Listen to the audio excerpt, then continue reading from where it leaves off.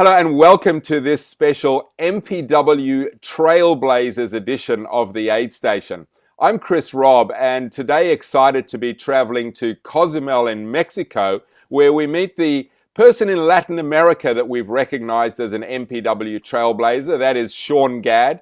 He's the founder and CEO of Paradise Sports Management, Cozumel in Mexico. Welcome, Shaun. Great to meet you.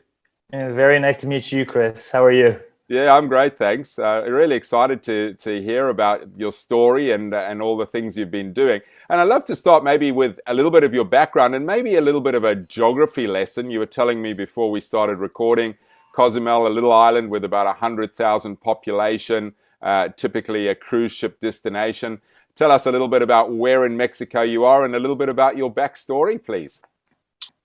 Well, I'm actually not Mexican, believe it or not. If you can tell by my accent, I'm originally from New York, born Yeah. and raised over there. I flew over when I was 19 years old after finishing university to start in the cruise industry, basically in the retail segment, opening stores here and selling to all the cruise ships that would dock here in Cozumel.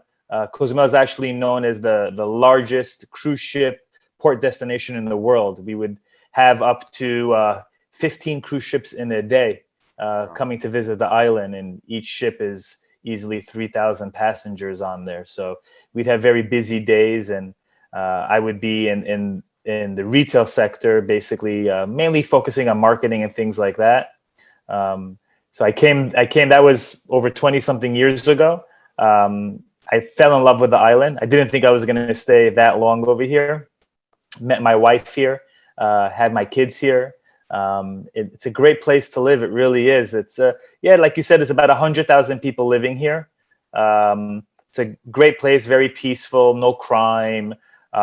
It's the only way to travel really is either by ferry, which you can get to the mainland from Playa del Carmen, or obviously flights.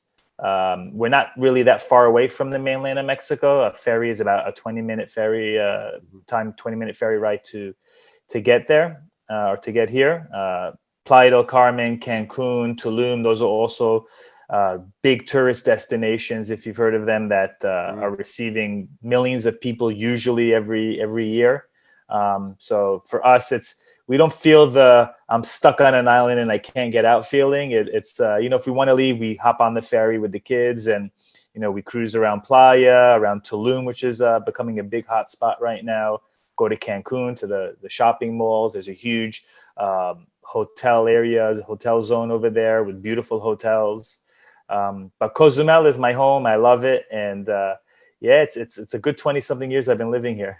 Wow, sounds pretty idyllic. And so, you've done a huge amount of work, GFNY, Cozumel. Obviously, there's been some challenges around that. Talk us through a little bit about what you've gone through in the last year. And you were successful, if I'm correct, in getting the event to be able to happen in 2020. And tell us some of the challenges you faced to make that happen and some of the success factors around it.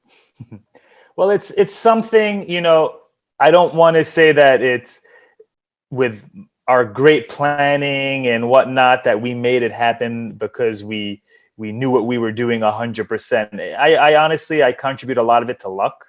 We planned it correctly, but luck was definitely on our side. And the reason why I say that is because we had a race last March in Monterrey, Mexico, GFNY event. And literally 1 week after the event took place, the whole country went into quarantine. So we were actually the last race to happen in all of Mexico. And Cozumel was pretty much the first race to happen after the quarantine. So it was, as soon as we pulled off Monterrey, because I was very concerned about that race at the time, because that race we had already invested in everything, and all the logistics and the purchasing of the jerseys, the goodie bag, personnel, transport, everything was already arriving at that destination. And the last thing you want to hear is the government telling you 2 days before the race, I'm sorry, you're not going to be able to have it. So we were, first and foremost, very lucky that we were able to put that race on. And after after that experience, I guess you could say that was when I said to myself, okay, Cozumel is in November. We had Monterrey in March. I had enough time to evaluate what I thought the situation would be, which is what we had to do first. I had time to speak with the government to think what they thought it would be. And then from there to see if I can build a schedule of, putting the logistics together, ordering all the supplies, making sure everything comes on time, making sure also the factories are open that are producing certain things. We did order many things from China. China at that moment was at the peak. They were, we were hit hard by their factories being closed. Italy was affected next, where we produce most of our GFNY apparel, all the race gear, bib shorts, jerseys, everything, water bottles. So, we had to not only make sure that the government here can give us the permission, but also that everywhere else around the world that's producing, that their factories were open. So that was something that required a lot of planning and plan A, plan B, plan C. Okay, if we can't order here, let's try to order there. If we can't order there, try to order there. Quality control, which was a pain in the butt also, because that was something that, usually we get the metals from China, which they do a very good job. Here in Mexico, I haven't been so lucky with finding manufacturers for metals that I liked, but I had my plan A and plan B and plan C in place. Mm-hmm. And then, speaking with the government, seeing what their outlook was, that's obviously the pinnacle of everything. If they're not optimistic, then none of this is going to play out. Nah. And I think that was where we had the luck on our side, because, this island, Cozumel, is usually dependent on cruise ships. The cruise industry here, it's how people live and how people survive. And without that, people are suffering. A lot of people have left already. Yeah. So, and the government needs to respond somehow, some way, to bring in some type of economical impact into the island. The federal government wasn't really doing anything to help. So they had to take matters into their own hand. We had meetings with them and we said, look, we can build a robust sanitary protocol, safety protocol that will protect everyone that's here. Obviously, we can't guarantee anything, but we can at least do that. We can, implement all those procedures. We can promote those procedures so that the government looks like they're certifying something that looks serious, that looks like they are taking care of the tourists that are coming here to the island, but at the same time taking care of the locals that live here. So we put together a very robust protocol with GFNY headquarters. I made videos, PDFs, magazines. We promoted the protocol. That was a big part of it, promoting the protocol and then proving that the protocol works. We had events in France and Vujanet, mm-hmm. that the protocol actually was first passed over there. Yeah, it was implemented successfully. The government had no issues with it at all. Shortly after, in October, the protocol was used and enforced in Florida. So I used those other destinations to promote to the government here. Look what we were able to do there. We'll be able to do the same thing here. And at the same time, bring in the tourists, help the economy here, boost the economical impact, fill up the hotels, and give everyone a great event. So it was a lot of selling. I definitely can tell you it was a lot of selling. A lot of selling. I come from that background, so that helped me.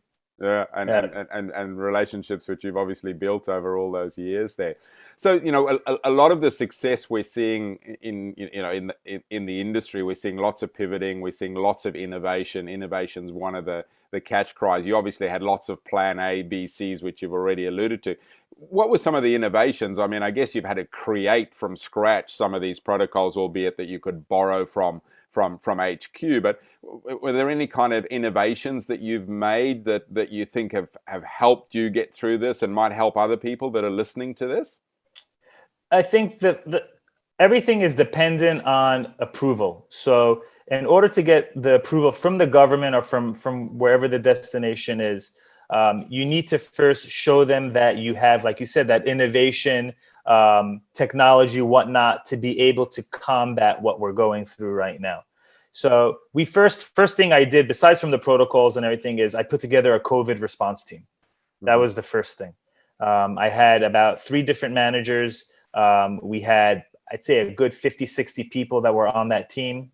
Each one had their areas, at entrance and exit points, people monitoring just to make sure that everyone was, wearing their face masks, respecting the here you say sana distancia, but the social distancing. Yeah. And making sure the signage was placed properly, things like that. Public relations with the government to show the government, hey, look what we're doing, so that they see what we're doing. Because if you don't tell the government where to look, they usually don't know where to look. So you need to explain to them. That's a really great point. Yeah. And technology wise, we did a little bit more than other events that happened afterwards. If you were to walk inside, let's say the expo area or into the corals of the race, we had sanitizing stations. We check your temperature. We would make sure you had the face mask. We even had for your feet to clean your feet, obviously the gels. And then we had the mist, the fogger, that we fogged everyone. Okay. So what were you fogging them with? It was a bio, what do you call it? It was a natural product. It wasn't a chemical. Believe it or not, during this whole year or past year now, I was researching different products and kind of getting into that business just to understand, what it entailed, what chemicals. And I invested in a company that it's called Evitar. It's a company that is here in Mexico. They have gels that protect your hands for up to 8 hours. It's safe to use on your nose, on your face, on your ears. Usually you're supposed to only use it once, but it's something that we gave people so that they had that protection throughout. It wasn't like you put gel on in your hand one time and then you go to another pit stop, you put gel on your hand again, even though we were doing that. But this was a product that I think was a little bit stronger as far as from its recommendations and everything, a little bit more expensive. But we invested in that just because we believe that, in the end of the day, a lot of people are saying, oh, I'll just buy hand sanitizer gel and tell everyone to put their face masks on and call it a day. Truth of the matter is that, all those people are going to go home.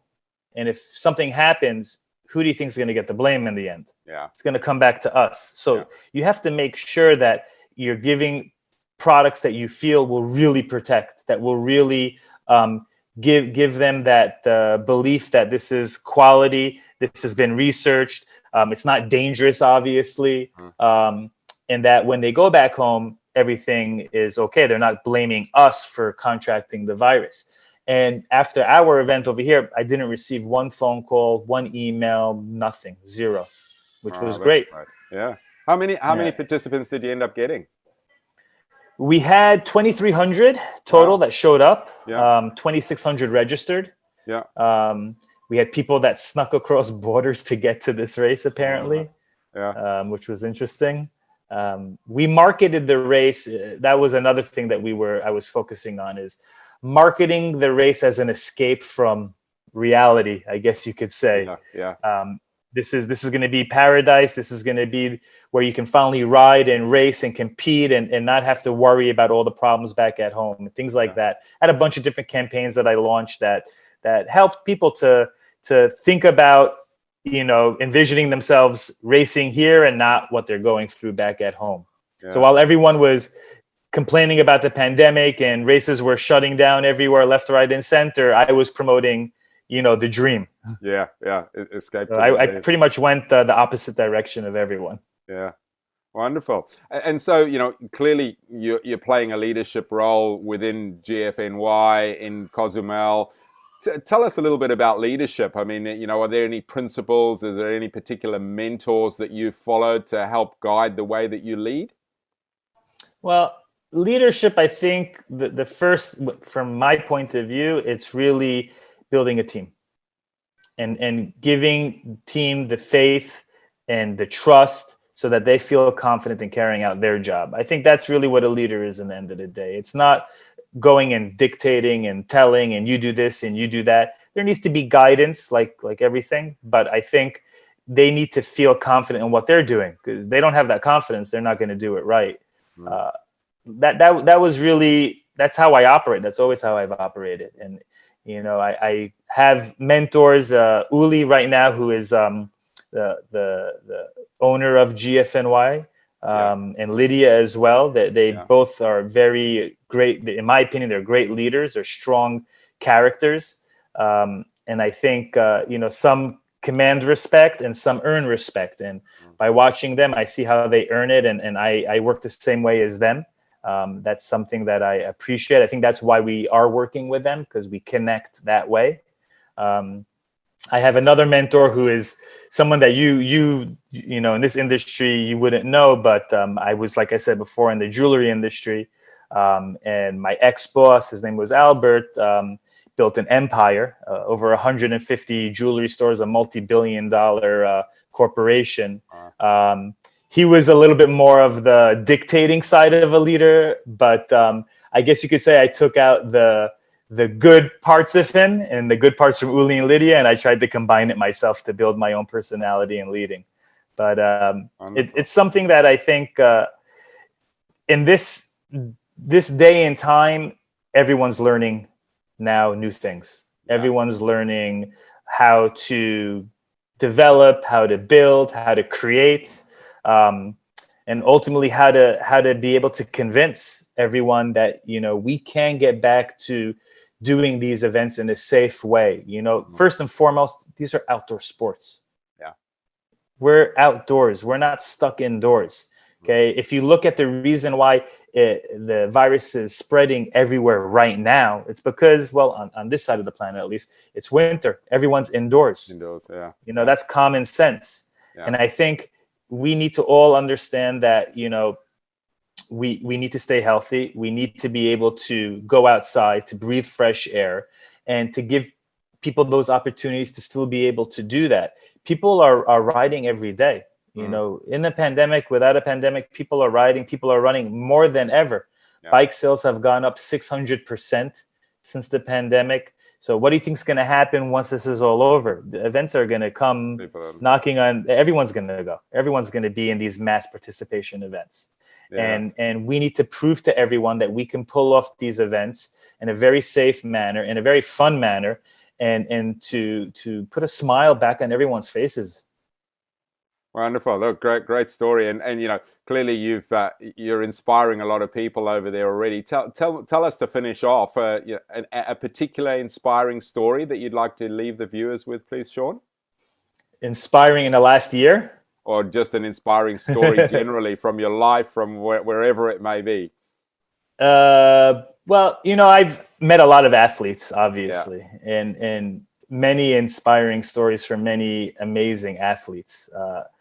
I've seen, we have Ironman races over here. But one particular story that really inspired me was I had a participant, a lady, must have been in her 60s, I would say, mid 60s. She came to the event. She had all the doubts in the world that she would not be able to finish it. She did the long distance, 160 kilometers on the bike. She didn't finish the event, unfortunately.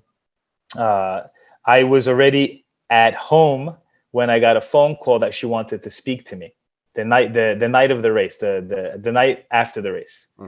And she spoke with me and she cried and she said she would like to have the medal, that she wants to finish her medal.